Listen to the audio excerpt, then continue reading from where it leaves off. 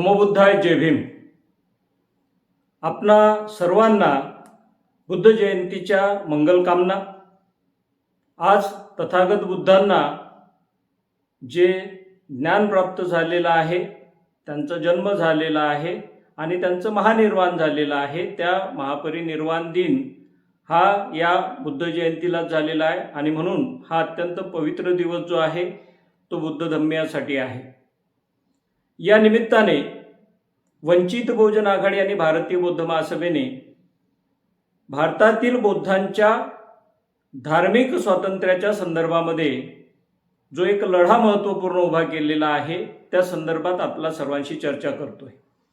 आपल्याला विदित आहे की जी बौद्धगया आहे ती पंड्यांच्या ताब्यात आहे आणि त्यासाठी जो 1949चा कायदा करण्यात आलेला आहे तो काँग्रेसच्या काळात करण्यात आला होता। पहिले मुख्यमंत्री जे होते ते काँग्रेसचे होते आणि त्यानंतर 19 मुख्यमंत्री बिहारमध्ये काँग्रेसचे झाले। 9 पंतप्रधान जे आहे ते काँग्रेसचे या देशात झाले। 2014 पर्यंत त्यांची सत्ता होती। मात्र कुणीही बुद्धांचं पवित्र बुद्धगया जी आहे ती बुद्धांच्या व्यवस्थापनाखाली त्यांच्या ताब्यात देण्यासाठीचा कायदा केला नाही आणि ते सातत्याने नौटंकी करत होते, आंदोलनं करण्याचा दिखावा करत होते आणि म्हणून हा लढा जो आहे तो अनागरिक धम्मपालांपासून जो सुरू झालेला आहे तो आता खऱ्या अर्थाने राष्ट्रीय पातळीवर घेऊन जाण्याचं काम भारतीय बौद्ध महासभा आणि वंचित बहुजन आघाडीने केलेलं आहे। त्यासाठी ॲडव्होकेट बाळासाहेब आंबेडकर असतील, डॉक्टर भीमरावजी आंबेडकर असतील आणि सुजातदादा आंबेडकर हे राष्ट्रीय पातळीवरील आंदोलनामध्ये थेट बुद्धगयेमध्ये आणि दिल्लीच्या वेगवेगळ्या ठिकाणी सुद्धा सहभागी झालेले आहेत। त्याचबरोबर वंचित बहुजन आघाडी आणि भारतीय बौद्ध महासभेने जिल्हा पातळीवर जी जिल्हाधिकारी कार्यालयांसमोरची आंदोलनं झाली त्यामध्ये सक्रिय सहभाग नोंदवलेला आहे। त्याचबरोबर देशातल्या वेगवेगळ्या भागात जिथे कुठे आंदोलन झाले त्यामध्ये सुद्धा सहभाग नोंदवलेला आहे आणि सायनिंग कॅम्पेन असेल, निवेदनं देणे असतील किंवा आंदोलनं करणे असतील ही सगळी आंदोलनं सुद्धा करण्यात आलेली आहेत।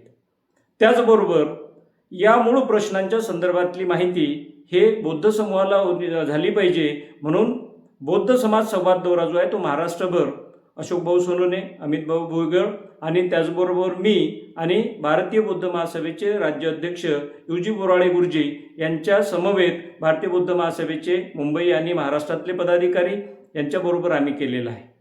मूळ प्रश्न जो आहे बुद्धगया मुक्तीचा तो काय आहे, हा कायदा कधी अस्तित्वात आला आणि तो कशा पद्धतीने काँग्रेस आणि भाजप दोघांनी सातत्याने त्याचं भिजत गोंगळं ठेवलं आणि म्हणून बौद्धांना धार्मिक अधिकार मिळाले नाही, बुद्धगयेचं व्यवस्थापन मिळालं नाही आणि ह्या सगळ्यांची माहिती देण्याचं काम जे आहे बौद्ध समाज संवाद दौऱ्याच्या निमित्ताने झालेलं आहे आणि त्यामुळे महाराष्ट्रभर बौद्ध समूहामध्ये मोठ्या प्रमाणात चेतना निर्माण झालेली आहे। त्यांना या मूळ प्रश्नाचं गांभीर्य कळलेलं आहे आणि याला जबाबदार असलेलं काँग्रेस आणि भाजप हे कसं सारखं आहे हे सुद्धा माहीत झालेलं आहे आणि म्हणून बौद्धगया मुक्तीच्या आंदोलनाच्या संदर्भामध्ये जो लढा आम्ही सुरू केलेला आहे तो लढा बौद्धगया मुक्त होईपर्यंत सातत्याने सुरू राहणार आहे आणि त्यामध्ये वंचित बहुजन आघाडी आहे, भारतीय बौद्ध महासभा आहे, ती सक्रियपणे या लढ्याच्या अग्रणी स्थानावर असतील आणि जोपर्यंत बुद्धगया मुक्त होत नाही तोपर्यंत हे आंदोलन कायमस्वरूपी पुढे ठेवलं जाणार आहे।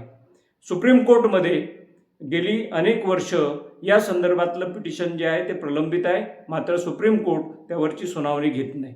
म्हणजे ज्या पद्धतीने राज्यकर्ते बायस ॲटिट्यूड ठेवून बौद्धांच्या धार्मिक अधिकारांना नाकारतात तेच काम या देशातलं सर्वोच्च न्यायालय सुद्धा करते आहे आणि म्हणून या संदर्भातली सगळी माहिती इथल्या बौद्ध समूहाला झाली पाहिजे, त्यांनी सजग झालं पाहिजे आणि आपल्या धार्मिक अधिकारासाठी लढलं पाहिजे हा आमचा आग्रह आहे। आपल्याला विनंती आहे की या बुद्ध जयंतीच्या निमित्ताने आपण या प्रश्नाला सजगपणे पाहावं। आपले अधिकार, आरक्षण, लोकशाही आणि बाबासाहेबांनी दिलेली घटना ही मोडण्याचं काम या देशातले राज्यकर्ते करतायत। गेली अनेक वर्ष हे काम सुरू आहे आणि म्हणून ते थांबवायचं असेल तर आपल्याला या लढ्यात सहभागी झालं पाहिजे एवढं आवाहन करतो। थांबतो। धन्यवाद। जय भीम।